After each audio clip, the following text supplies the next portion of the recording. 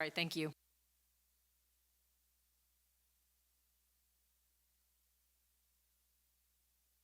April 19th.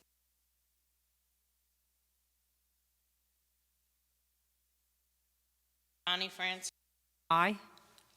Jeff Manson. Pat Shea, Aye. Nick Napoli. Aye. Thank you. Okay, with that, we have a quorum, and we can conduct business. I'd like to point out the fire exits. There are two in front of me. There is another, which is the main entrance where everybody came in. And then there's another in this direction that leads out to the patio outdoors. With that, could we please stand for the Pledge of Allegiance?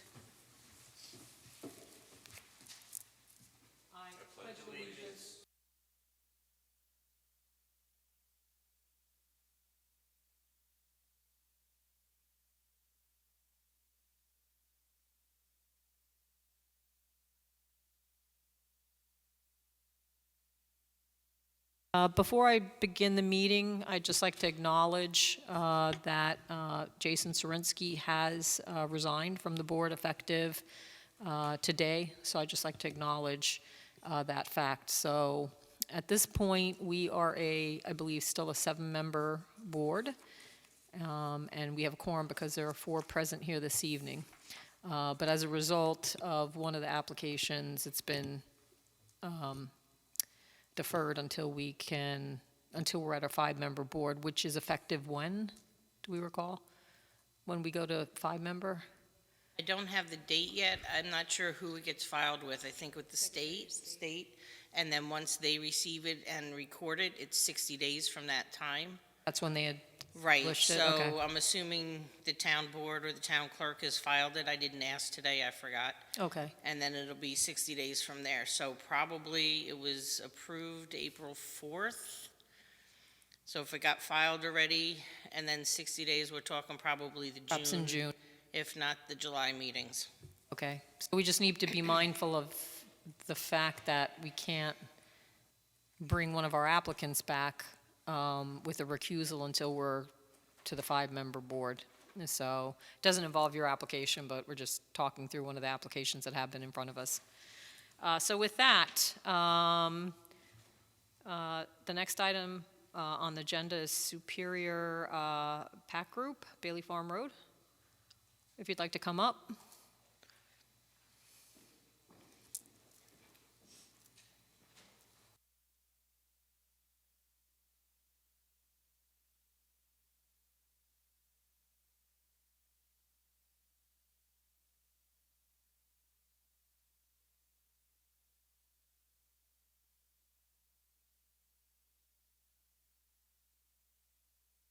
Is that working now? Here we go. Okay. Good evening. My name is John Locke. I'm an engineer and land surveyor with AFR Engineering and Land Surveying. To my right is a gentleman I'll let introduce himself. Good evening. My name is Jonathan DeJoy, attorney for the applicant. Are you with the firm or? Yeah, I'm with the firm Catania Mann and Ryder. Okay, thank you. So do you want to provide us an overview of where we are in the process? We are right at the very beginning. That sounds like a Okay. song. Yes. We have an existing facility that primarily packages products, mostly candies are what they work with, but they also do some other packaging and things. They get large amounts of things in. On demand, they pack them into smaller packaging and send them out. They are at a point right now where they need the ability to store more of their various products at their facility, and they are looking to increase their space by approximately 100,000 square feet. Now, there are a number of things that make this project something of a challenge. To us, the largest one is the fact that it's split in 2 municipalities.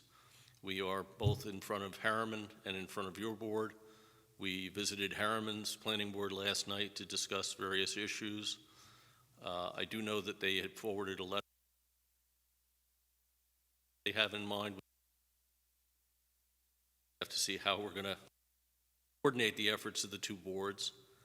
And I realize that I think the 2 boards are going to find that they have somewhat different concerns and interests in the project. The bulk of the building and construction is going to be in Monroe. I think where we're going to have to deal with stormwater issues and things. Environment's concern, traffic. Sorry, Hal.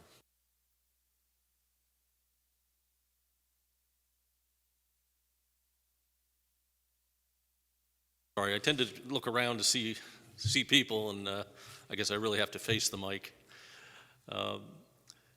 So we put together a plan of what it is our client has in mind in terms of the size of the building. We are looking at how we want to be able to maintain access around it. Obviously, we want to provide a good, safe access for fire protection, getting employees in and out. But we also realize we have certain issues to discuss with the board. So while we don't have a lot of final design details, we know we have to do certain things with the water system. We know we need to do a lot more with the stormwater. We really wanted to see if we could discuss just how the secret process can work with the two boards, and if we can get some idea what the board's considerations are with respect to things in the wetland buffer.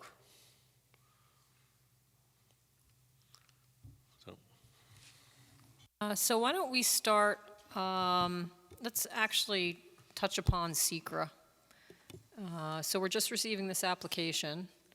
I don't know that we're ready to discuss lead agency yet, but has Harriman already, because we just got the letter today, has Harriman already declared their intent, or is it that they've requested that we do co-lead agency? I'll pull up the letter, but they are requesting to be co-lead agency, so I think they voted to, I guess, declare their intent to be co-lead agency with the town planning board, and they're asking that you do this. The village planning board voted unanimously last night to serve as co-lead agency with the town of Monroe Planning Board, if that's acceptable to the town planning board. So,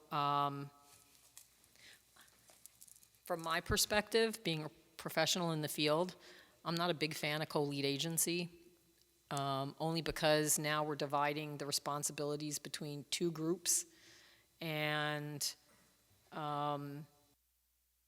what happens if one community has issue and the other community doesn't have issue?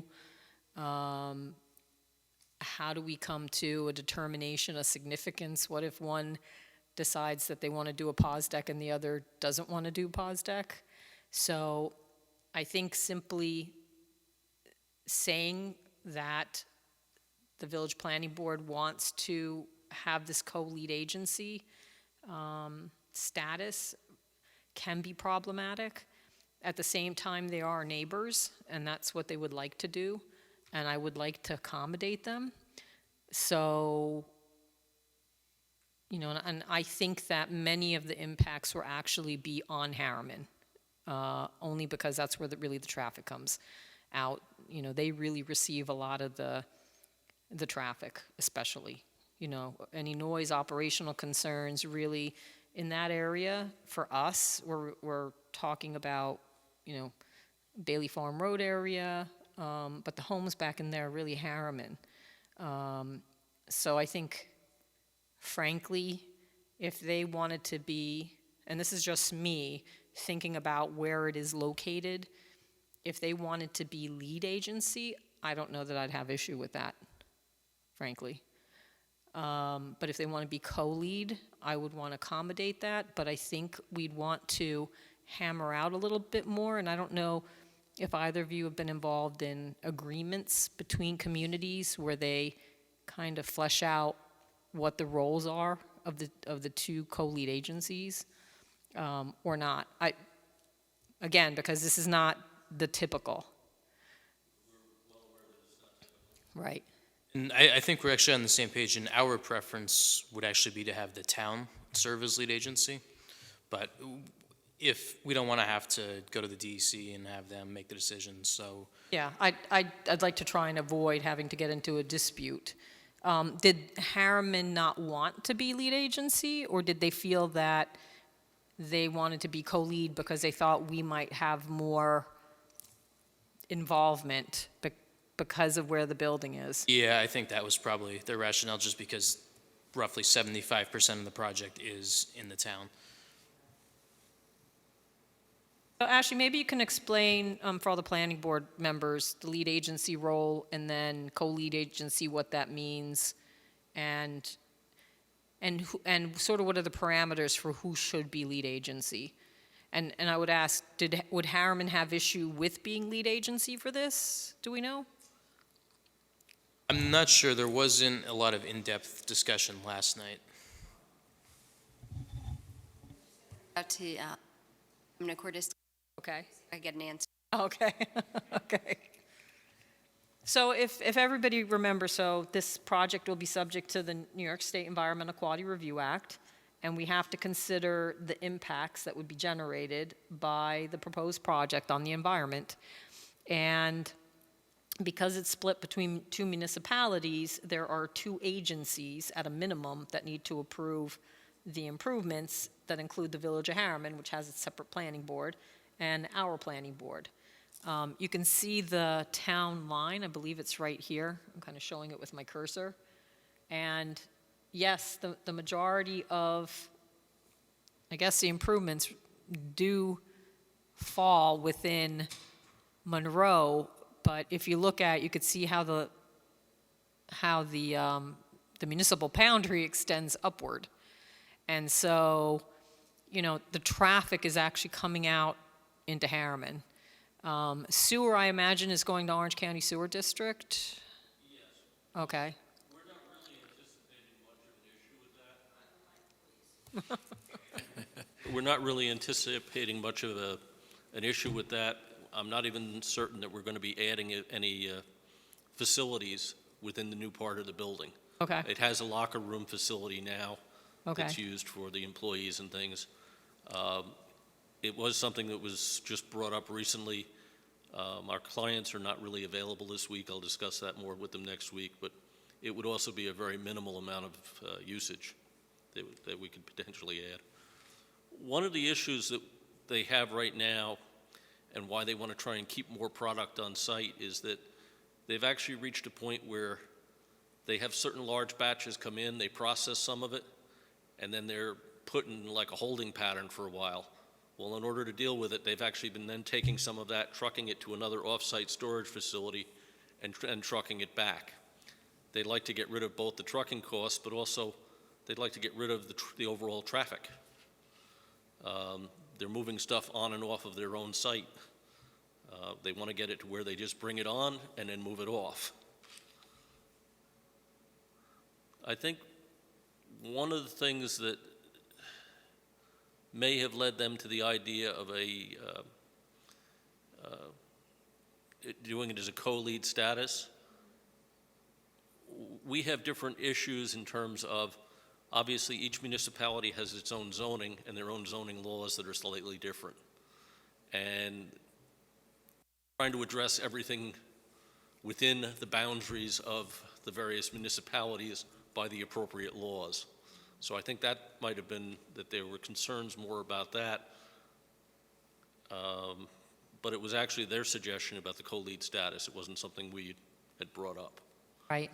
And again, they may have just thought that we would have, because of the location of the property and the amount of area dedicated to the facility that's in Monroe, they may have thought that we would just assume lead agency. And so to me, their determination may have been, we would like to be co-lead with you, as opposed to maybe we're okay with them being lead.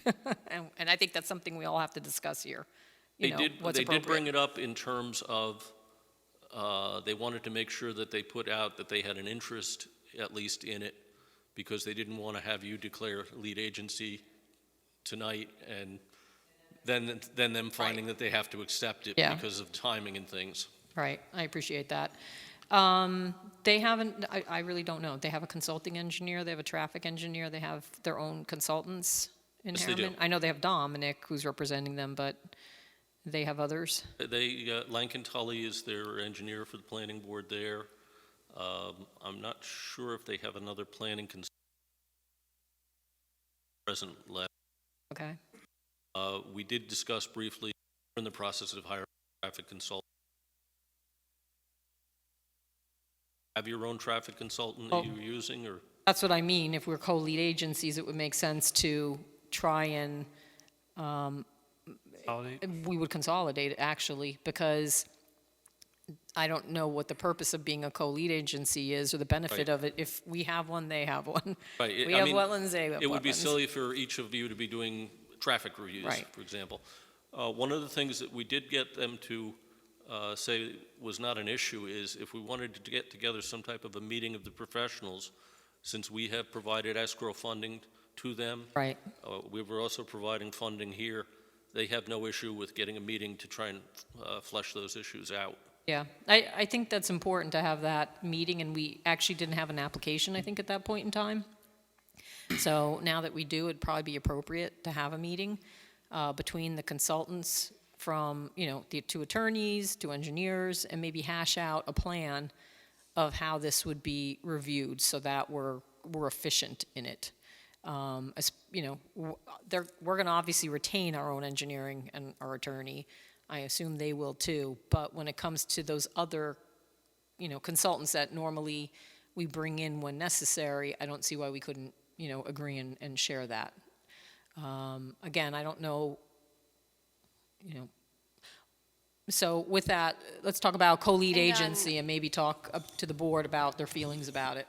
And it would also depend on, I guess, what consultants they use for areas like traffic and things that potentially you could have conflicts with their engineer. So that may be another reason why it makes sense to have a single lead. You could still have your own traffic and other professionals comment, as an involved agency status or somewhat elevated involved agency, where I think that could definitely be an option. So I was just looking at, because the handbook, secret handbook that's written by the DEC speaks about co-lead agencies a little bit.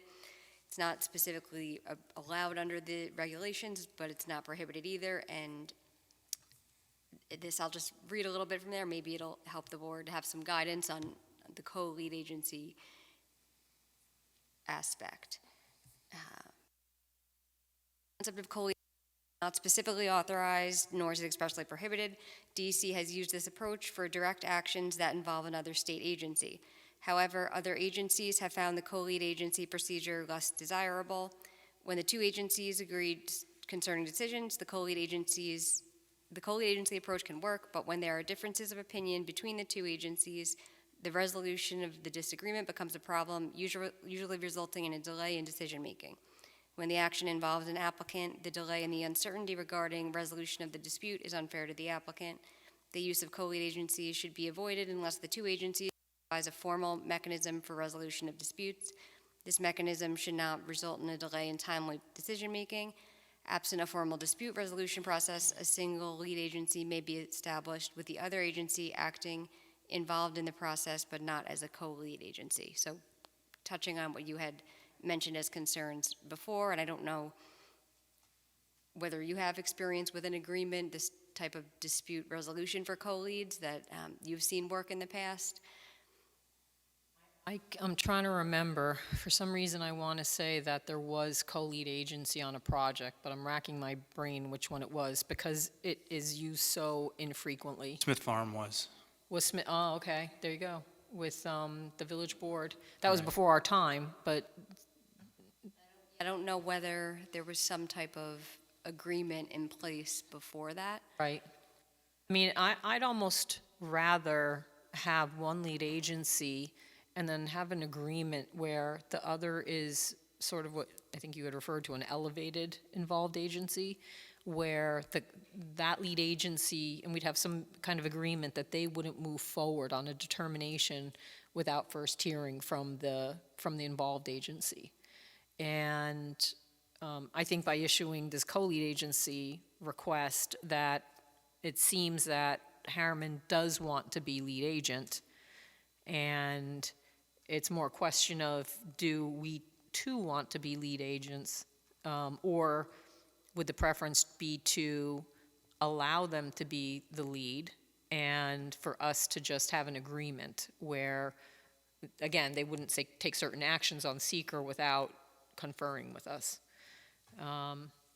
So with that, does anybody have questions, any reactions to any of this?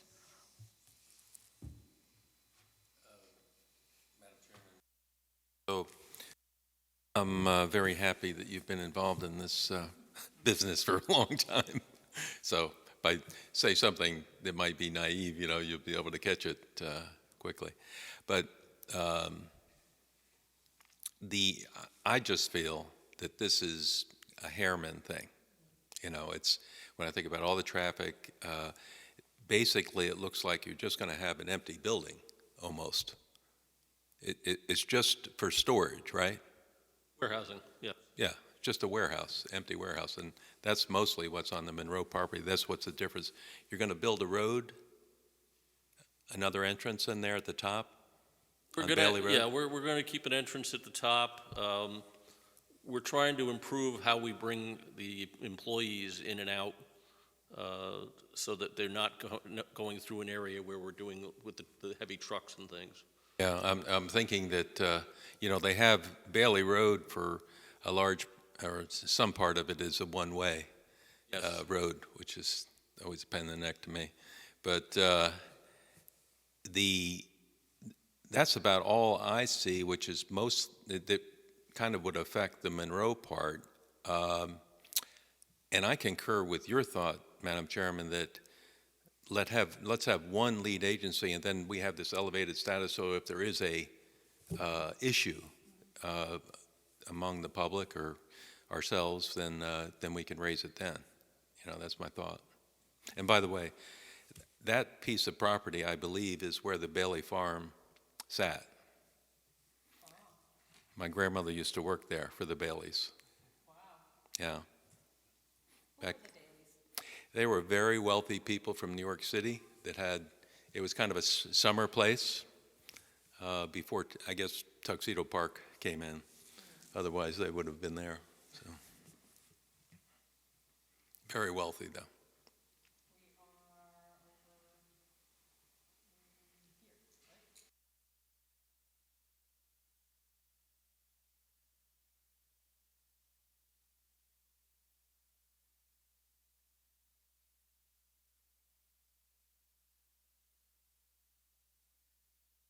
Where I think, again, from the traffic, from the, what's a warehouse? Mostly the impacts are lights, traffic, noise. Say. It's, huh? I said you don't say. We know all about this, Sean. And so, who's affected by this? Well, Harriman, because the piece that's in Monroe is going to be the shopping center, which isn't a big deal. And I don't think the trucks can be routed this way on Bailey. They're not allowed on Bailey, are they? No. Right?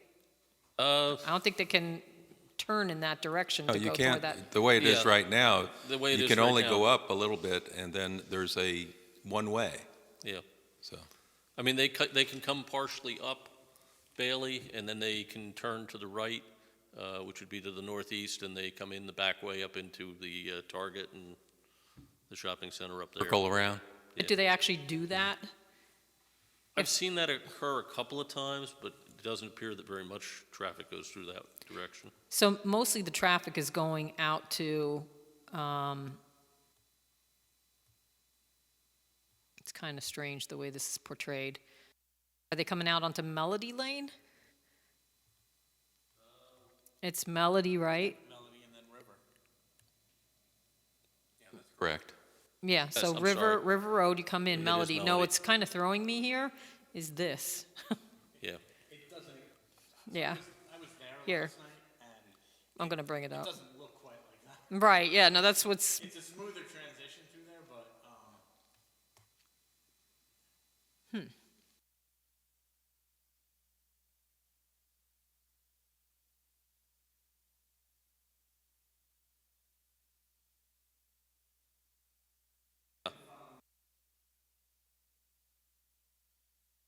isn't funneling back along Bailey Road. Oh. I don't see this facility adding a lot of traffic there, either up into the plaza or back along Bailey Road. It's primarily going to be, It's going to be primarily driving Harriman. through Harriman. right. That's correct. just trying to get this. Kind of dropped my laptop earlier. Hated when that happened. And even though it was in the case and it's cushioned, I don't know if that's created a problem. Oh, but Well, it mine's doing sort the of same thing. slipped out and it didn't go far, but Don't now, worry, mine's obviously doing I the can't same do thing. Google. I can't pull up the satellite. Oh, you can't? Okay. No. It may be, all right, it may be ours. So any other reactions to the thoughts here about impacts and whether we need to be lead agency or if we want to be involved agency instead? Any thoughts? Yeah, I also feel that although the majority of the existing building and the proposed expansion happen to be in Monroe, I really feel like the more significant impacts seem to be like they'd go towards Harriman. I was thinking along the lines of elevated agency status, but wouldn't have thought of it in those terms. But I think as long as we get a preferred voice, and they're willing to, again, get our impact before they would make a declaration, that kind of thing. I think that would be sufficient and considerably more efficient for both municipalities and certainly for the applicant. So Nick, do you have any thoughts? No, I think you guys Okay. involved. We've thought about some of the advantages to just having one. Is there any downside to us not being lead agency? I mean, we won't be in charge of it, but ultimately, where the parking is, whether we think this is a good layout, the facility is in Monroe, so we're still going to comment on all of that, regardless of whether we're lead agent or not. Exactly, it's really more, it's the impacts of the overall project. So what's happening on the site in the town of Monroe, that's going to be within this board's jurisdiction as far as the zoning and all of that. And you can, of course, comment on the impacts of the project as well, but as far as the impacts of the project, as you noted, that are more Village of Harriman impacts, that's really what's the issue for seeker purposes. So would it be appropriate, or should we wait a meeting till you've had the ability to talk with the village's attorney? Or can we make a motion that we would resolve that the Village of Harriman can assume lead agency status with a condition that the town of Monroe enter into some agreement, it could be informal, formal, that Harriman will coordinate with us before they render decisions like declarations of significance, so that, again, there's an elevated status, but they can be the lead agency.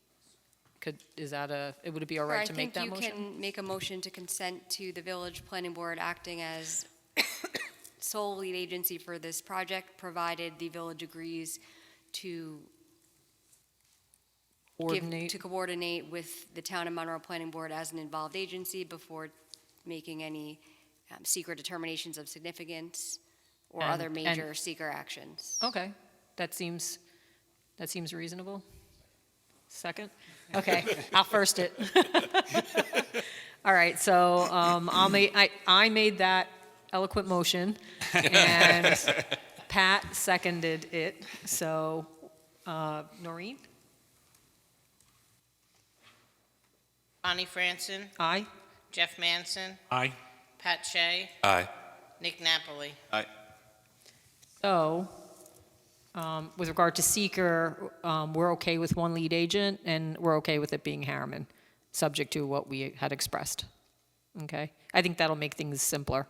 And then I think we should schedule discussions between our consultants and the village's consultants so we can be on the same page as far as if there are going to be shared consultants to make it as efficient as possible. So now I think, why don't we get into, Sean, you had comments on the plan? Yeah, I did. I don't know how into the weeds you want to get on a lot of these, since it is conceptual. One of the bigger items I would like to bring up with regards to some of the setbacks and such. Ashley and I were talking briefly before the meeting with regards to rear yard, since now there is no rear yard for the existing building, since the town or the municipal boundary spans through the building. The question is, will the addition require a variance? And I think I would suggest that we just get a determination from Ben Maldonado, the building inspector, as to whether or not it will require variance. Right, okay. So, right now, the property, it fronts to Bailey Farm. And so typically opposite of Bailey Farm, which would be the front yard, you're saying that if this were an individual lot and the building Well- wasn't straddling it, this tax lot, because a tax lot runs with the Boundary. municipal boundary, this would become the rear yard. But the reality is, it extends beyond the rear yard into the adjoining municipality. Right. So the question is, how The do rear yard is 0. yeah, how do you even interpret this? Right. If there is really, it is your rear yard, but but again, it's a car going across municipal boundaries, so does it require a variance or not? That's the question where it is, I agree, it would be a 0-foot setback existing and 0-foot proposed, but the question is whether by enlarging the building, although it's not changing that rear yard setback, it is making the structure that's subject to that non-conforming setback larger. So many municipalities will find that because you're increasing, in a sense, the non-conforming structure, you're increasing the non-conformity and thus requires a variance. I think that's something to have the building inspector weigh in on. Yeah, I think that'd be good. I don't know if there's case law on it, because I have seen various municipal attorneys, they will interpret it differently. And I don't know if they're interpreting it differently because of just the specific codes they're reviewing, or if there's some kind of case law that deals with this. So I just throw that out there. But I have seen it, addressed Definitely differently. always, yeah, at a first instance, depends on the code language and then how that will interplay to whatever case law that's out there. Any other? So just two kind of bigger things. There are federal wetlands on the site. I just question, number one, who did the delineation, and if you could just put the date on there to make sure that we're, within the, by, Actually addressed, I had labeled it as local wetland on there, and the reason I did that is you guys actually have a local wetland law. right? And I was trying to emphasize the compliance with that, but yes, you're right, it is an Army Corps of Engineers wetland. Initially, we had it marked out by Pete Torgerson, and one of the issues that came up is he had it extending quite far to the north initially with the mark out. It did not match up with what the wetlands inventory map was showing, and it also didn't make sense in terms of some of the topography.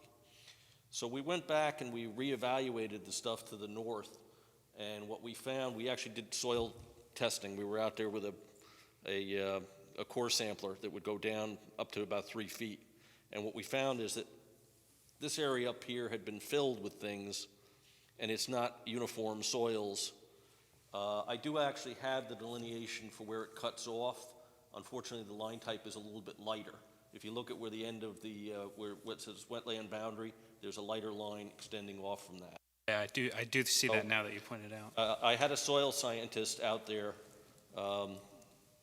evaluating the soil on it. So we'll get you the information on that, and we'll also label it as an Army Corps, a federal wetland. So quick, John, so here's the wetland boundary. We see some wetland flags. Yep. Okay, when it hits this area, are you saying it goes off in this direction? Yes. And that's the proposed delineation as opposed to what was delineated? Okay, originally Torgerson had delineated something going much further to the north. When we did an Okay. exploration of the soils, it didn't match up with what you have for wetland soils. So he had it extending farther up Yes, this way? yes, he did. Okay, So yes, I have to revise that, and I'll revise the line weight, and I'll indicate who did the soil testing and things on it. and then ultimately we could get someone out there to take a look. Right. Yep, So Peter Torgerson had done the initial yes. delineation, and how long ago was that done? Off the top of my head, we had him back out there probably roughly a year ago. So Yeah. there's no jurisdictional determination at this point from Army Corps? Okay.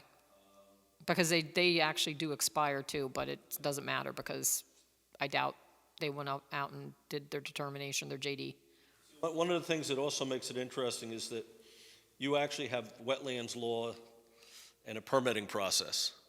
Harriman does not.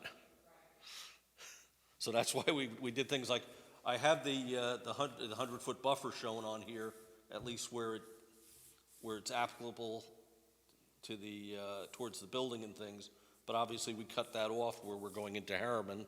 They don't have any restriction on Yeah, it. and honestly, I had a comment that the 100-foot buffer has to be added, but it got lost in some of the lines It's a on little there. busy, yeah. I Line missed type, it, yeah. yeah. I mean, what we wanted to discuss too is, I've looked through your wetlands law. Clearly, there's a permitting process. The way I would read your law and the way I'm hoping it's written is that we can do things within the buffer, but we have to show, of course, that we are doing things that are not going to impact the wetland. We are putting appropriate measures to protect the wetland. But it doesn't say that you can't do anything within the buffer. It says you need a permit. I think that's fair, but just add that, try to avoid any impact to the buffer Right. when Right. when you can. And ultimately, we have to decide whether we're going to allow the encroachment, because you need the permit, so we have to decide to what extent we allow the encroachment into the buffer. And, I- and that'll come down to the qualities of the wetland itself and how valuable it is and what critters are there and et cetera. I've visited the site. It's not particularly impressive. It's, But there's a process. yeah. Sean, did you have any others you wanted to touch upon? Nothing really that jumps out at this point. Obviously, there's going to need to be a SWIP that's developed. I think we should coordinate with the village. I don't know if one entity wants to review this SWIP versus, I don't know if it makes sense for both the village and the town to review it, but, we can discuss in a technical meeting. I think one of the things, because the way this is showing right now is you have Pennsylvania lines.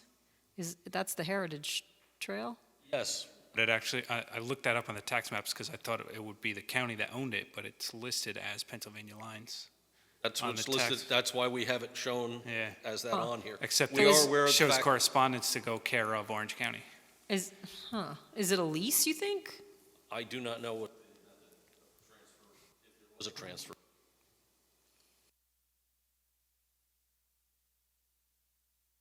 Probably touch base with the county and find out what the story is. Because I think we'll probably want some buffering there. A couple of just immediate thoughts. I think we're going to want to see, obviously, the lights. We have architectural review authority in the town, so we're going to need to see what the building looks like, if it's going to match up. Reviewing the portion in Harriman? No, sorry. Will you be reviewing the portion in Harriman? No, we don't have authority, really. But we do have to look at the portion in the town. I'm just kidding. Believe it or not, at one point in time, and I'm not sure what was going on between the municipalities, had me actually mark the boundary for the building. Yes. Tax assess, you guys use our assessor, do you use our assessor, or you have your own, does Harriman have its I- own assessor? I I do. shouldn't say you. Okay. I just want to mention those real quick, but why don't we go to Ashley as far as her comments, anything that she may have?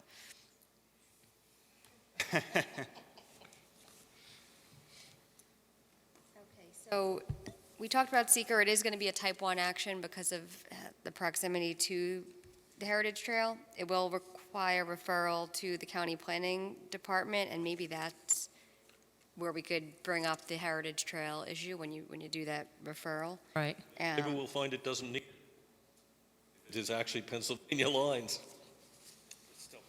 It's still a county park or recreation area. Right, because even if it's leased, it's being used as a park or a trail, so, And it's 500 feet of the Harriman boundary, obviously, so that's another trigger. right. Will require a public hearing.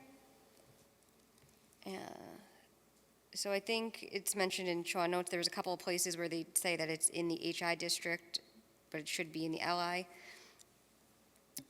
The bulk table should indicate that the requirements shown are the requirements for properties with central sewer facilities.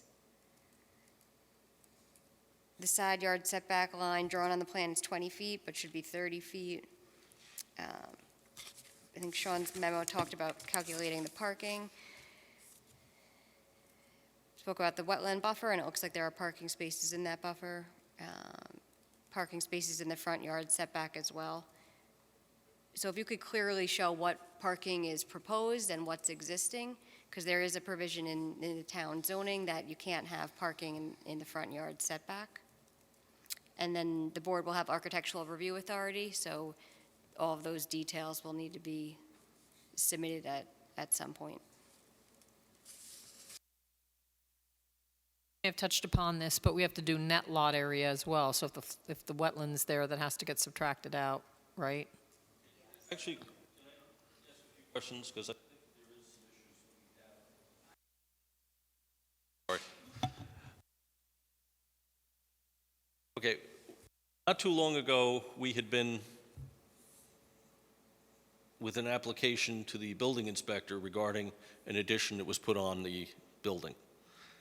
And we went with the interpretation of the building inspector with respect to what the various yards and things were. It is why, and I'm not... John, can you clarify, you're talking about the Town of Monroe building inspector? Yes, I'm Okay. talking about Town of Monroe building inspector.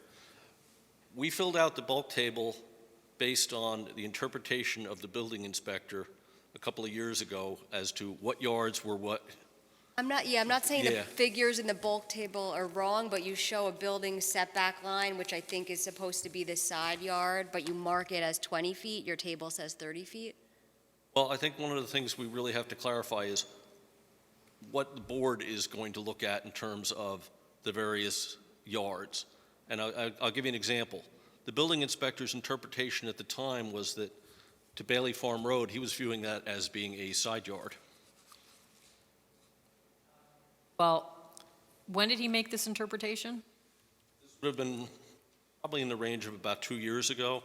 You'll notice there's an area that says existing one-story metal building, parentheses, new building addition. That was done under a building permit. It did not require planning board approval for up to a certain size addition. And we went to the building inspector and we got his opinion regarding what the various setbacks were. And I think some of the questions that are coming up right now are that you may have a slightly different view, and admittedly, I also have a slightly different view as to the interpretation here.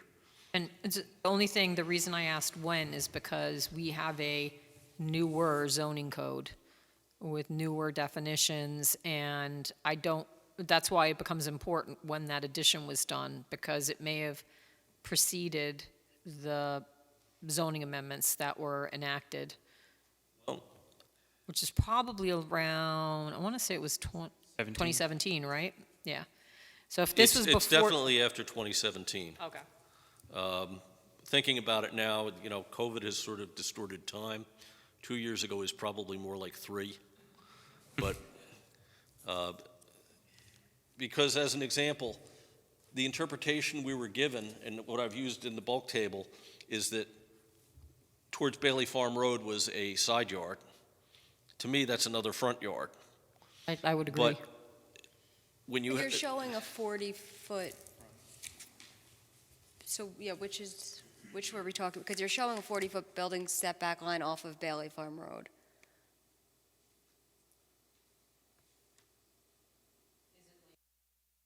Labeled on the map?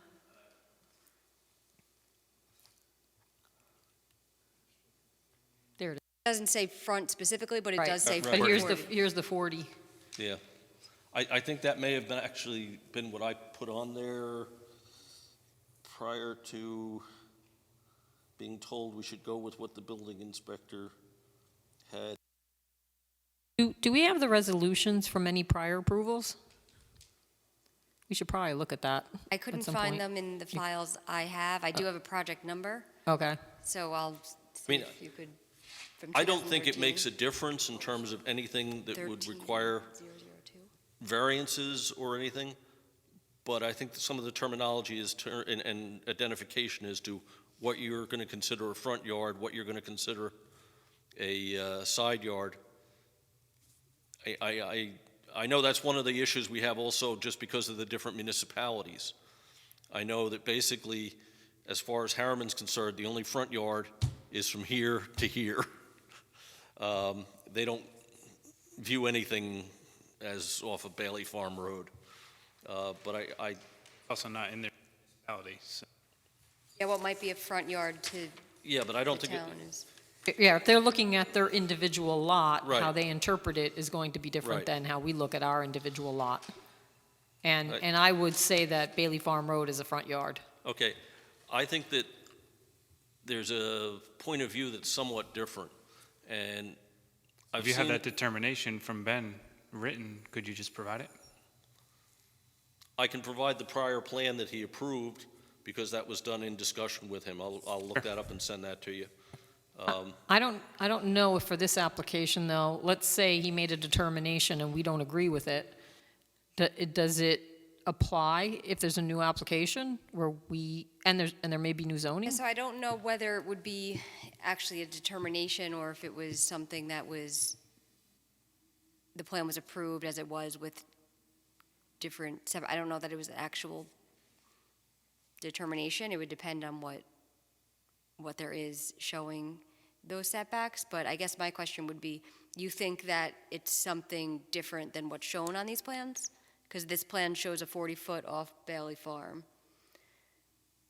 So the way I was reading this is that was the front, based on your dimensions. And my comment was about, if you look on the. If you look right now, I've got a front yard indicated of 230 feet. And to me, the front yard really should be indicated as, the existing is 53.4. I believe that the front yard should be off of Bailey Farm Road. I view this as being more closer to a corner lot, in that you have sort of an intersection here and something over towards Bailey Farm. I didn't want somebody getting the impression that we were saying, oh yeah, we're 230 feet back, and then somebody noticing, hey, you're not 230 feet back off of Bailey Farm Road.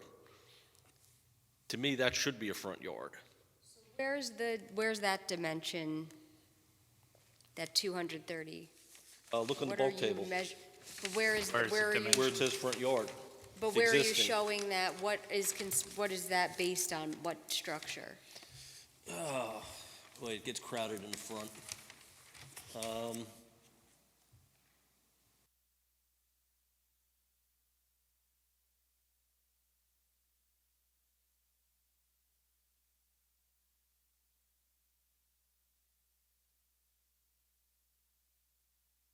I can't find.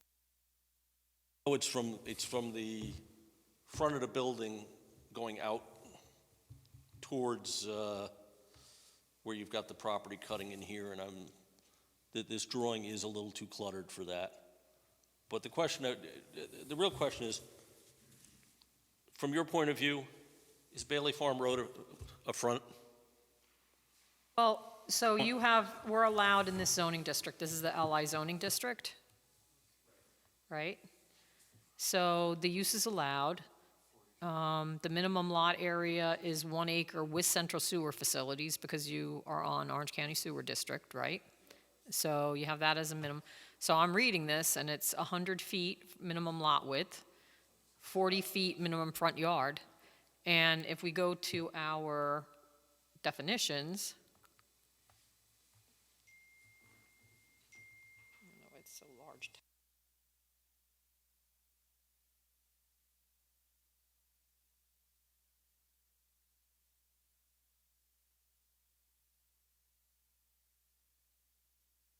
Here's our definition of front yard.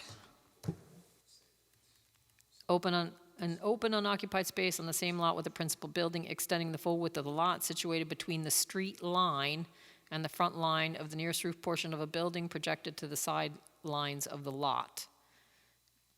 So The only it's, street line in Monroe is Bailey Farm Road. right, so that would be the front yard. I agree with you. I will show you what I had before, and we'll try to see what we can just resolve here. I don't think it has any impact in terms of what we're trying to do. Sure. But I initially advised to put down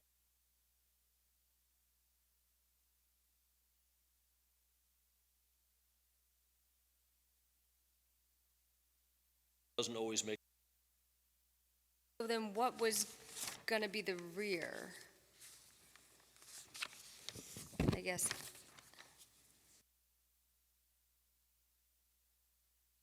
Behind the building.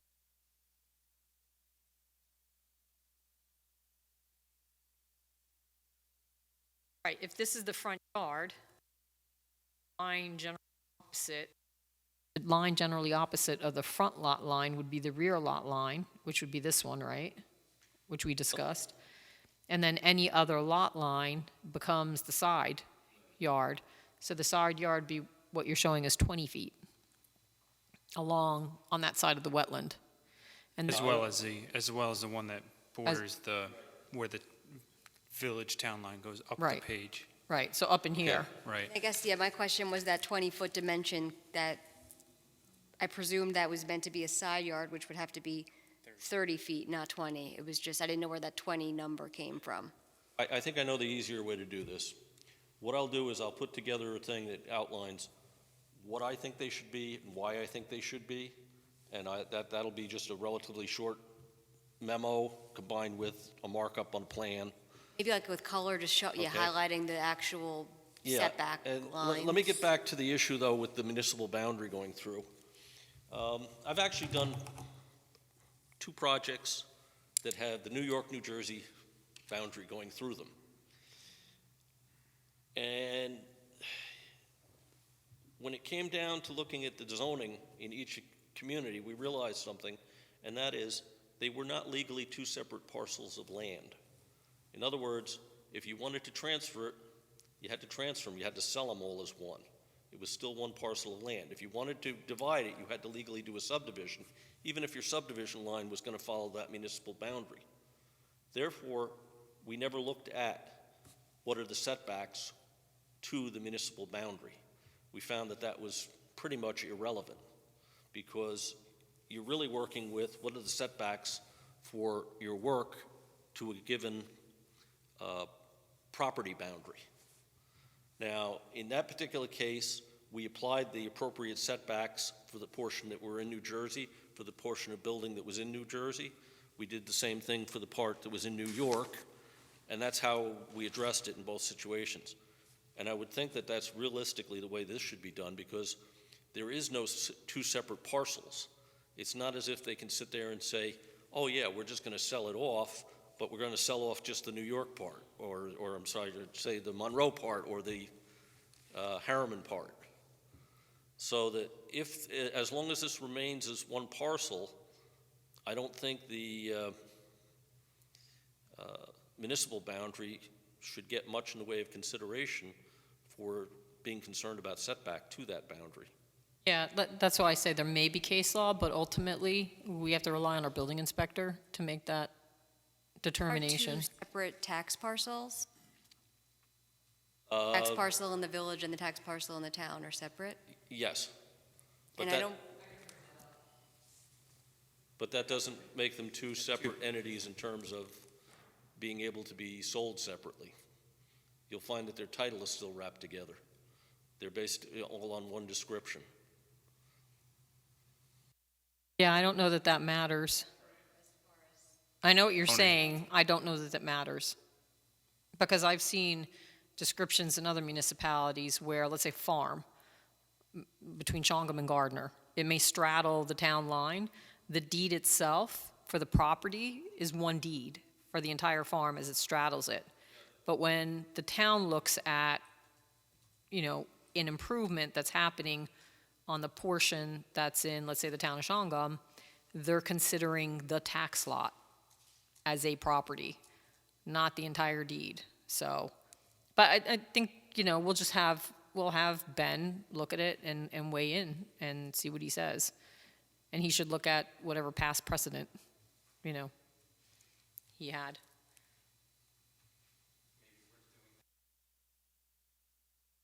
Village and building inspector. So is this the actual lot? Does it extend like that in Harriman? Is it Yes. this entire piece here? Such an odd shape. And then, is there any other parcel? This round parcel, what's that? Oh, that's Village That's of a well Harriman? site. I mean, That's a the well? Village of Harriman has. Okay. While you're talking about the parcels too, I did note that some of the forms, the site visit consent and the GML disclosure project opening form, they identify the Village of Harriman parcel and not the town parcel.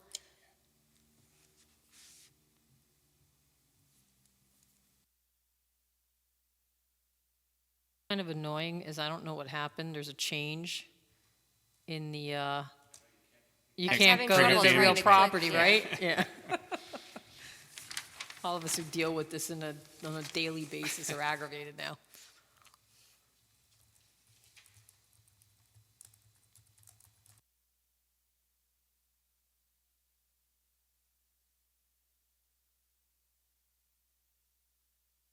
Anything else you had? Board members, do you have any comments? Why don't we start at this end? Nick, do you have any comments at this point? Nope. You're good? Jeff? I just have a question for Locke. Early in your presentation, one of the things that you touched on was that you felt that stormwater might be more of a town issue than a village issue, and I'm wondering, did I get that correct? And if so, Yes. why? I don't think it's going to be a problem as much as the bulk of the increase in runoff is going to be generated within Monroe. We're going to have to handle how we're processing it in terms of whether we're going with detention ponds or subsurface facilities, how we're collecting it. It's just, you're going to have more runoff generated there by this addition because the bulk of the addition is in Monroe.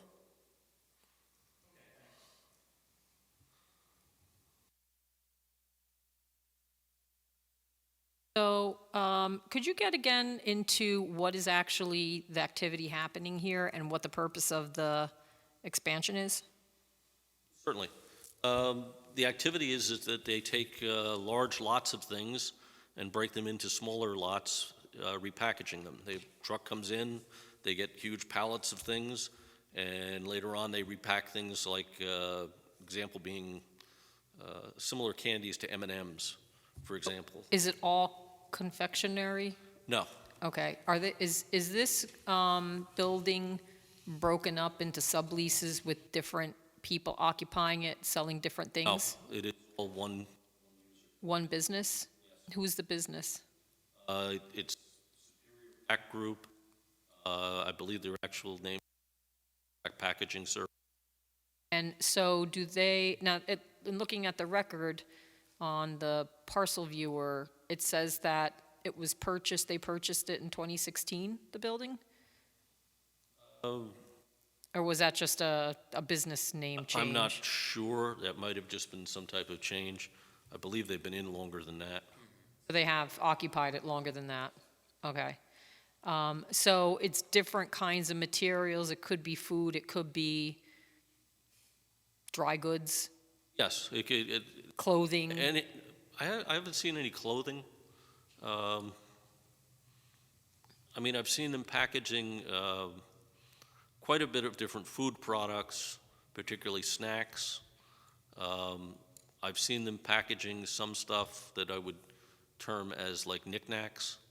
So, What- so you have, let's say, a distributor coming, Ritz Crackers. Does the Ritz Crackers come, drop off pallets, and then you break it up and then distributing it to other facilities? Or what exactly are they doing in packaging and repackaging? I don't know exactly at what level they get things, but I know they get things set up where They may have bulk things. They were doing a lot of the Ike's candy at one point.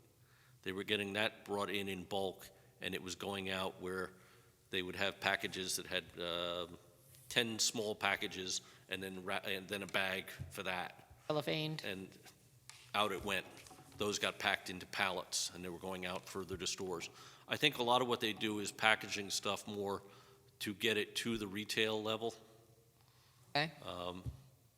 But I know they'll pack anything, I think, in terms of, I don't think they are limited in terms of what their particular handling is.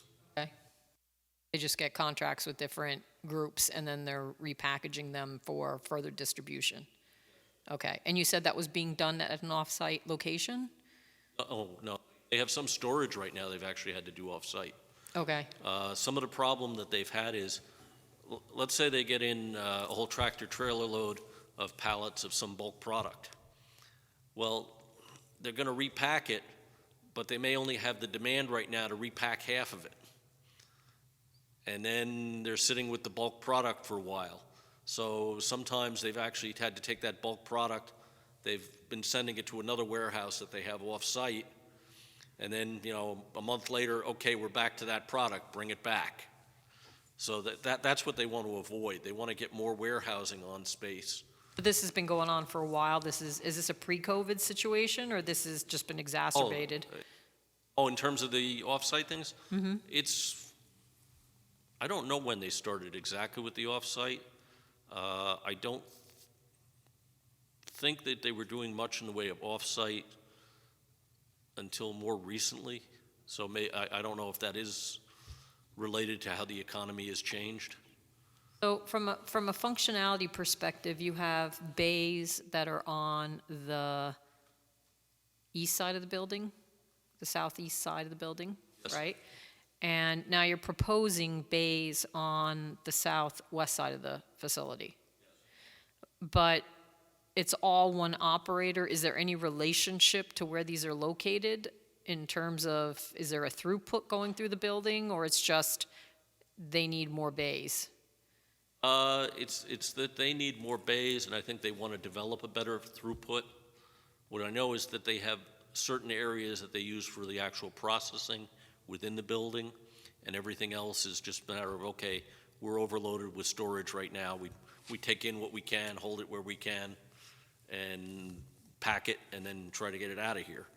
I think they're trying to improve their throughput somewhat, but you got to keep in mind that the areas where they actually do packaging and things, I know it's almost like walking into a clean room in terms of things is definitely set up different than the warehouse space.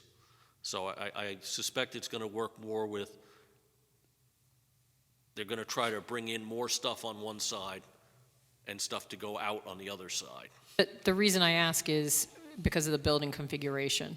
If there is any kind of wiggle room or any ability to change the building space, if it's determined, for example, that if you have residences to the north, that you want to somehow put it around the backside of the building, of the addition.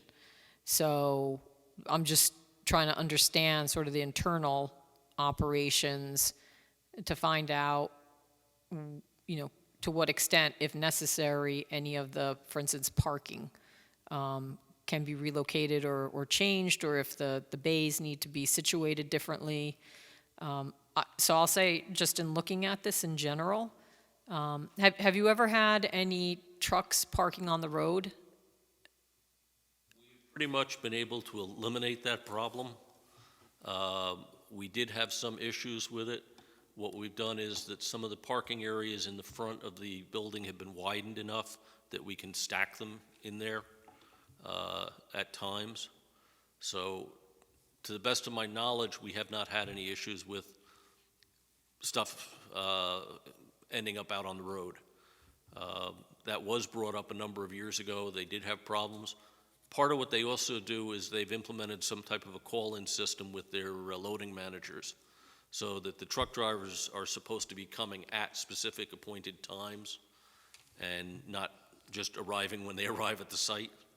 But, it's not a perfect world, so No, we've- sometimes you do have it. We're aware of issues at other facilities with queuing. I think one of my bigger concerns here is the fact that the truck lane, to get back to the loading spaces, you have it looks like employee parking there. And so you're mixing trucks and vehicles. And in the best of all worlds, you figure out a way to separate them.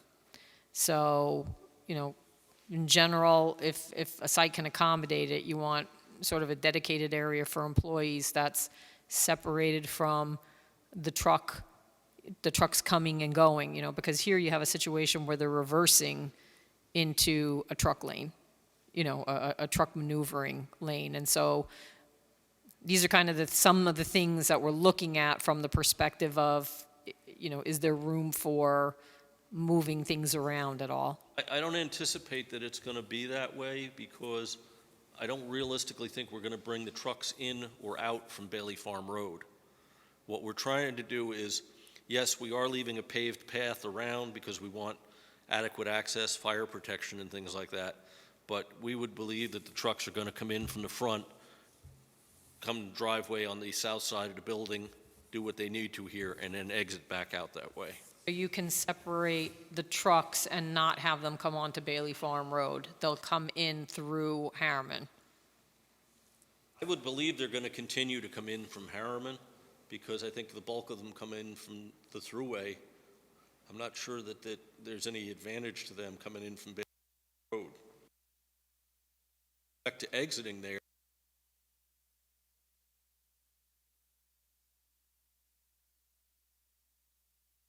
Out that's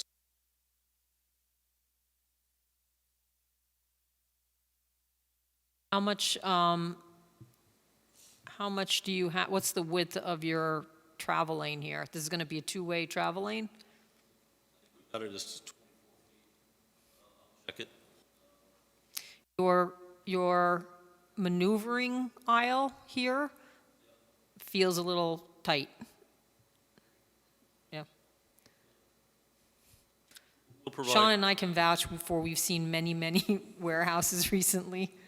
And after looking at so many of them, just, because what's going to happen is to get into this dock, they're obviously going to go forward and then back. Same thing here. To drop a trailer, you're doing a lot of maneuvering in here. And I think that that area for those maneuvers is a little tight. We'll provide the turning. And then the width of this in here is, do you know about what? Where is, I can't We'd quite. also widen that out to 24, but I don't have it dimensioned on here, but I'll check it. Okay. We have plenty of room to get the stuff through. One of the things, I'm trying to figure out where the drive lane is because it looks like it's in here and it shows a monitoring well there. I believe the monitoring wells have been removed, but we'll verify that they were removed properly. Monitoring well for? I'm not entirely sure.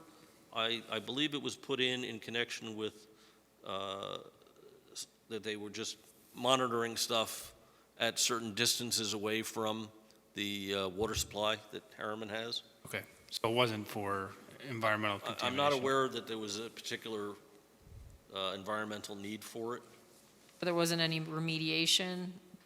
not that I'm aware of. What was over here? I just want to check.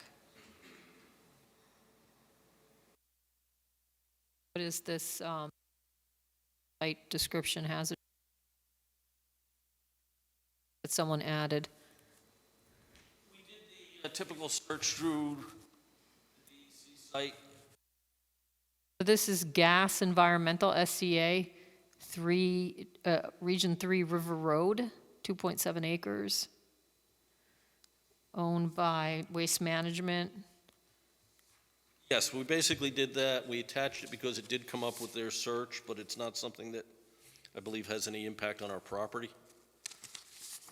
Its site is currently an active zone for industrial use. Village of Harriman property to the north serves as a recreational park and has a facility for the village's Department of Public Works that includes a pump station for drinking water supply wells named Mary Harriman Wells MH1 and MH3.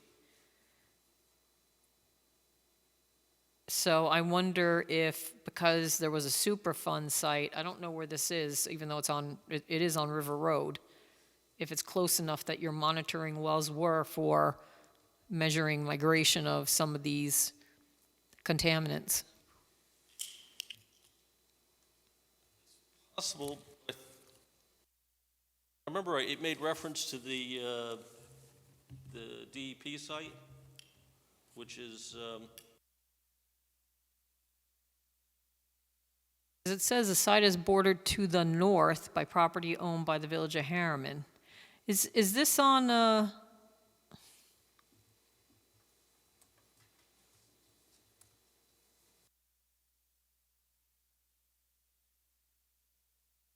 Mary Harriman Park?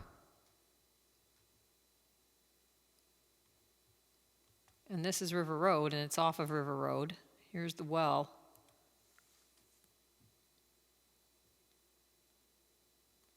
Oh, I forgot.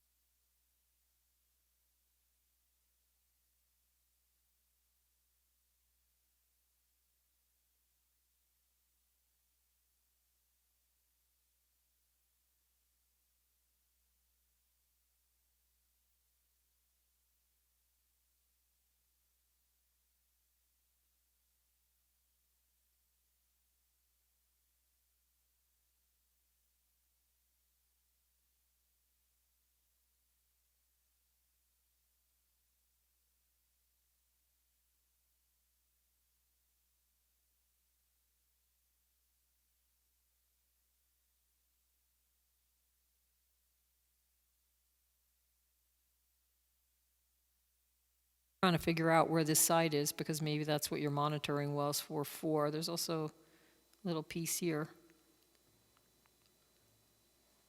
No, but that looks like it's all part of.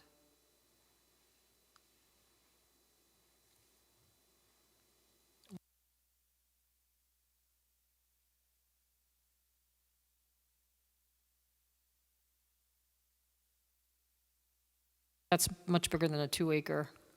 So that's the highway garage. So that's all Village of Harriman.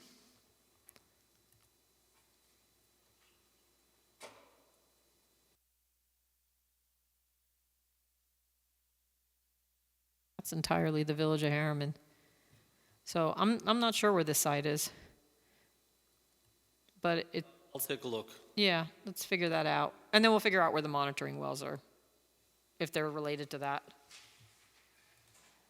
I know that there, at one point, were other monitoring wells out along Bailey Farm Road, and it was my understanding that the Village of Harriman removed them.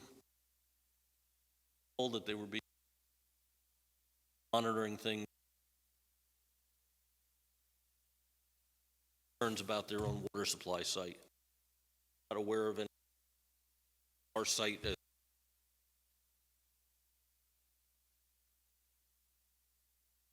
Find out from the Village of Harriman.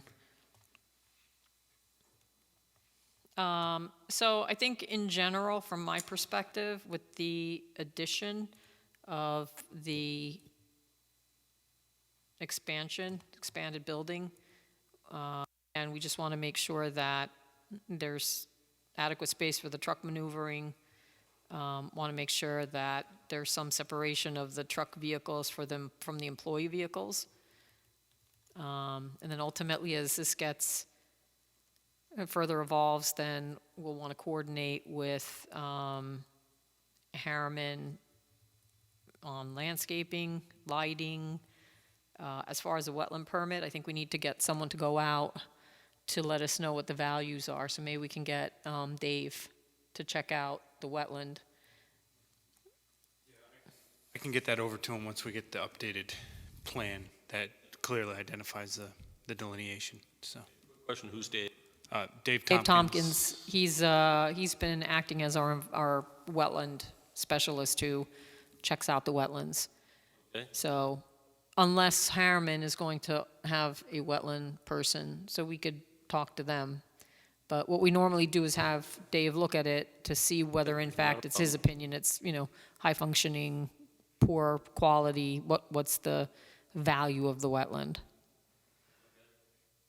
So I don't know that there's any more to do this evening. You know, we'll have to coordinate with the Village of Harriman and then probably have a consultant meeting again to coordinate, review, and then go from there. Okay? Anything else? Do you have questions from us? One quick question, consultant meeting, have any about us contacting the consultant? I think it's good to always include Noreen Okay.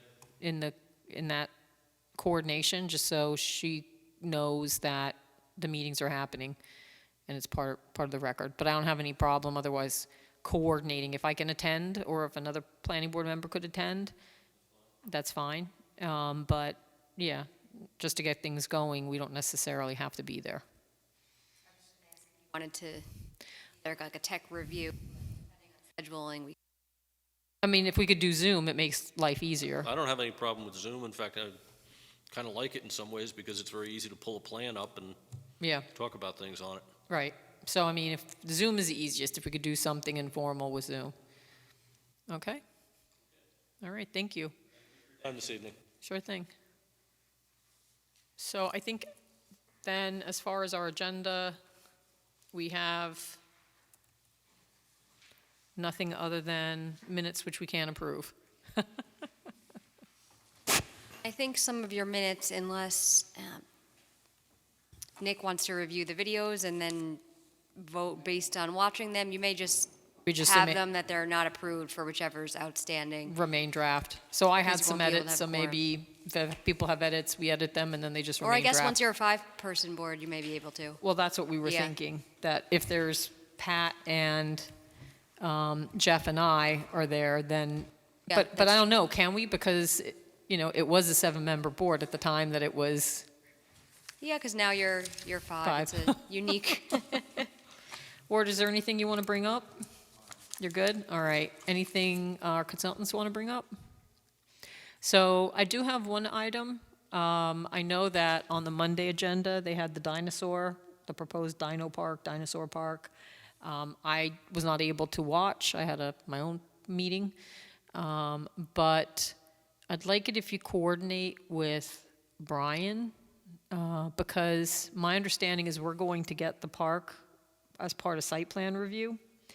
And it's a commercial, as I understand it, I was speaking to a couple of the town board members, it's a commercial entity that would operate on a town site. And I don't know that the use is allowed within that zoning district. However, because it's a town site, I don't know that that matters. So if we're going to review the site plan, to me, seeker is actually a little bit more straightforward. We can review it for environmental, conditions. But what I don't know is how do we review it and what applies as far as the zoning?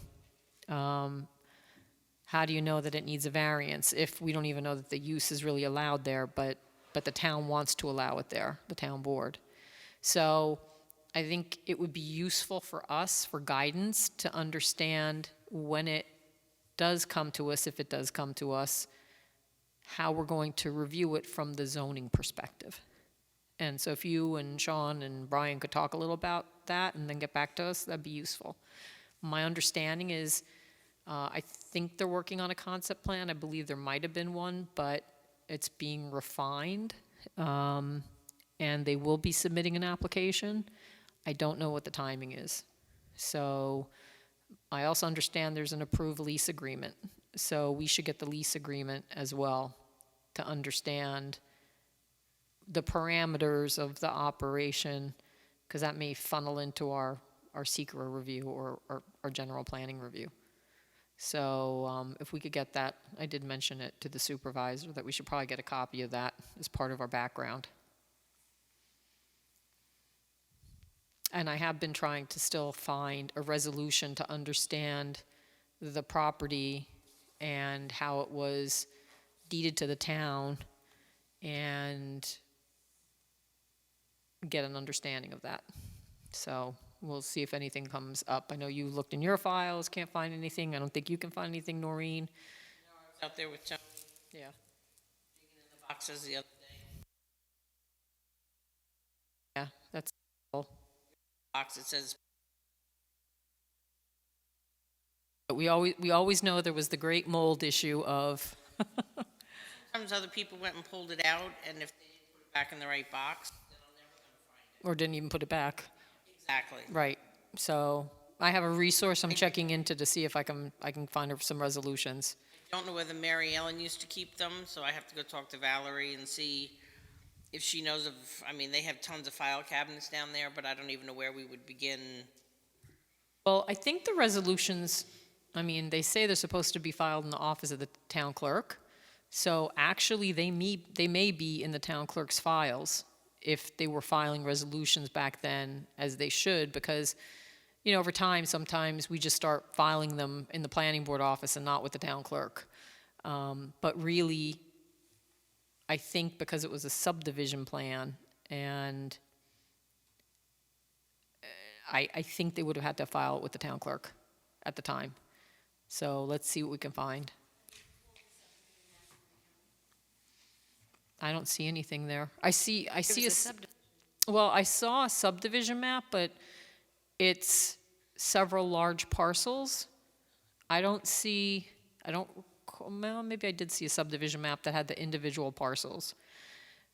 But it doesn't really provide much in the way of including this particular parcel. I have some maps. I could show you what I've downloaded. And I have a couple deeds, which I can share as well, just as background. So I'll share that with people, so you'll have that. But again, I just want to bring up the fact that I'd like to understand sort of how we're operating as a board in the review of a site plan that involves town property, because I don't know. All right. Anything else? Would someone like to make a motion? What?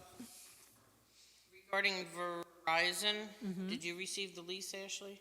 Oh, yes. Were they good to go to be signed or no? Here, Yeah, I carried them up with me just to I was ask. reviewing it before, but I didn't. Okay, that's fine, then they don't get signed yet. I just figured I'd bring them up, and I can always take them back down and bring them back. We'll get to it. Hey, they're nicely folded and not bulky to carry. We're good. They have not returned the paperwork. So with that, may I have a motion to adjourn the meeting? So moved. May I have a second? Second. All in favor? Aye. Aye.